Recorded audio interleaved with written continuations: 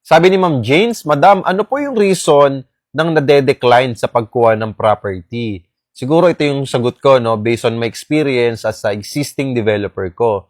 So, para maiwasan natin yan, yung unang-una, maiwasan yung pagkaka-decline natin sa bank financing, huwag natin ipilit kapag hindi tayo pasok sa basic requirement na income. Okay, bawat financing po kasi meron yung tinatawag na required income. Kapag hindi po tayo pasok, wag po natin ipipilit yung application po natin, okay? So, make sure kung merong required income, dapat na-meet po natin yung required income. So, for example, dito sa developer ko, 55,000 po yung required income sa isang two-bedroom unit. Sample lang. Okay, and then ang income mo is 54,000 lang.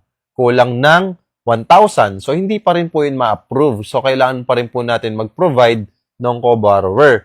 Okay? So, isa po yun sa mga reason kung bakit po tayo made-decline or hindi ma-approve.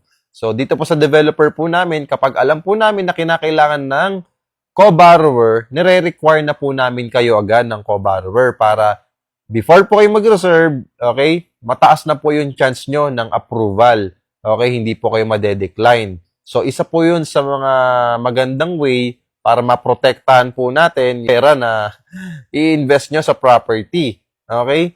So, ano pa bang mga reason na pwedeng maging factor para ma-decline yung pagkuha mo ng property through financing? So, pangalawa siguro dyan, meron kang mga loans na hindi binayaran or tinakbuhan mo na or tinaguan mo na. So, like example, yung pag-ibig or bank loan mo, like mga credit card, mga salary loans, at mga property loans na hindi mo tinapos yung payment, okay? Nagkautang ka sa kanila.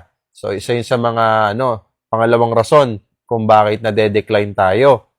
Pangatlo, okay, hindi tayo nagsasabi ng totoo doon sa financing. Okay? So, hindi pa pwede kasi dito yung mga fake documents. Minsan kasi may gumagawa niyan, hindi sila nagsasabi ng totoo at ginagawa lang din ng paraan para lang may apply yung reservation ng kliyente.